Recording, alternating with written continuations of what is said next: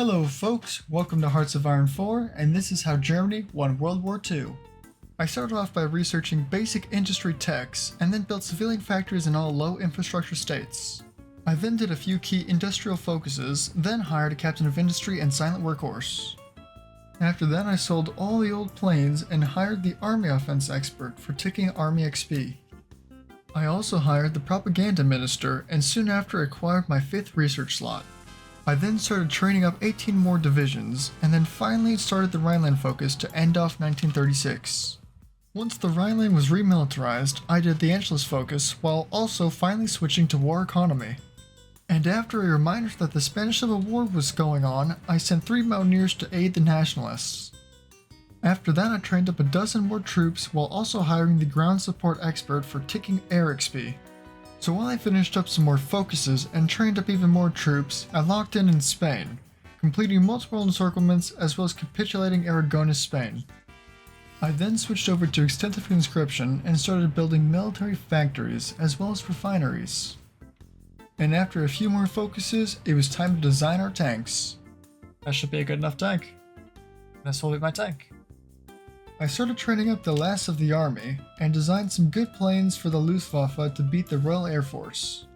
I then decided it was time to demand the Sudetenland off of Czechoslovakia, and promised Hungary some other land too, at which point I annexed Czechoslovakia completely.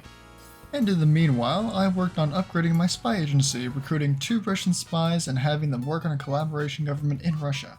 So after a few more focuses, it was finally time to do the Molotov-Ribbentrop Pact, which led shortly after to Danziger War.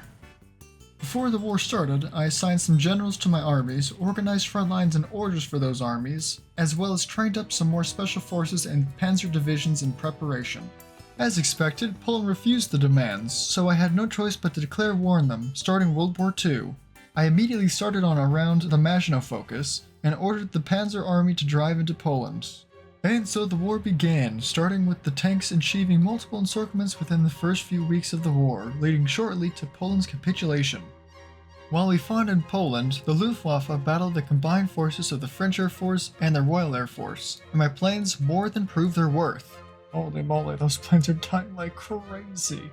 Once around the Maginot finished, I declared war on the Netherlands and had my panzers roll over their defenses until they finally capitulated.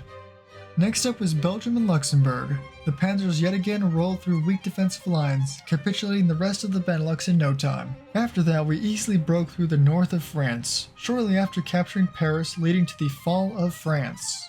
While that was happening, I switched to total mobilization, started the Second Vienna War, and invited Italy to the war. I also started battling the RAF over the English Channel, which proved disastrous for the British, as within weeks the Luftwaffe had whittled the RAF down to an insignificant amount of planes, giving us total air superiority. Next up was Operation... Weserübung.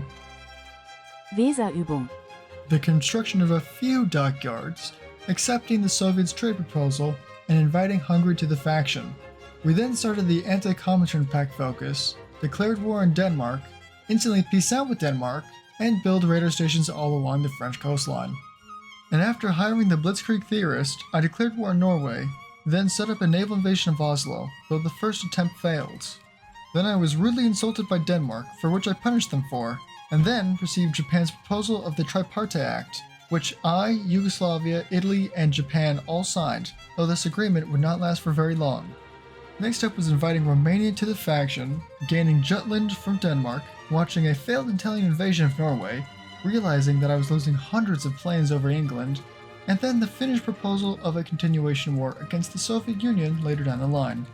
I then decided Yugoslavia could not be trusted, so I annexed them completely. Meanwhile, I launched the second invasion of Norway, which was more successful this time around. Shortly after the landing, my marine mountaineers spread across the Norwegian countryside, encircling multiple divisions and taking key ports and cities. After finally hiring an infantry specialist, plus with Hungary and Romania agreeing to become my puppets, Norway capitulated, and I could now execute my other naval invasions. That's right, this whole time I was planning to invade Britain from Norway, by bypassing the English Channel altogether. Because of this, the British were not even guarding Newcastle, so my marines yet again spread out over the countryside, taking key ports, cities, and air bases, just as they had in Norway. Soon after this, Britain surrendered, ending the Second World War not even 2 years after its start. We had finally won. In preparation for our upcoming war with the Soviet Union, I built up the air bases near the border, set up a naval invasion of Leningrad, and after all of my troops were in position, I declared war on the USSR. The war started out well, with an encirclement and destruction of 15 infantry divisions and 3 tank regiments. After that, the tanks drove south, encircling an additional 52 divisions, 8 of those being tanks. Finally, I captured Kiev and continued south with the tanks, encircling the last 13 divisions, 3 of which were tanks, in the south, completely annihilating the entire Soviet Union's southern front. Next, I launched my naval invasion, which quickly secured Leningrad without much resistance. Meanwhile, in the south, I captured Crimea, destroying a few more divisions in the process. Finally, with over 1 million Soviet casualties, I launched a full-out assault across the front.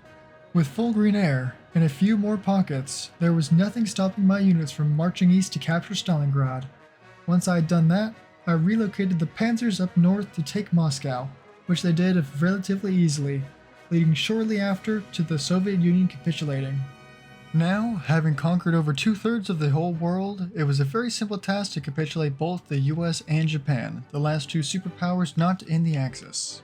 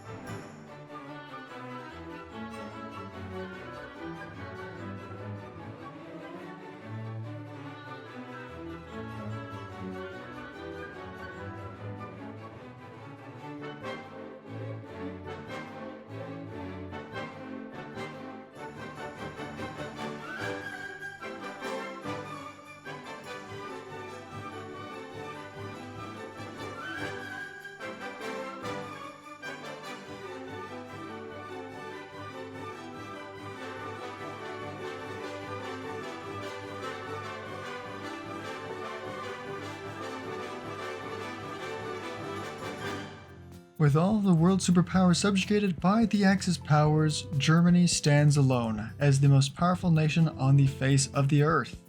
Thanks all for watching, and if you haven't already, please subscribe. It's totally free and helps me out a whole lot. Also, don't forget to like the video and comment which nation you'd like to see me play next. Bye bye.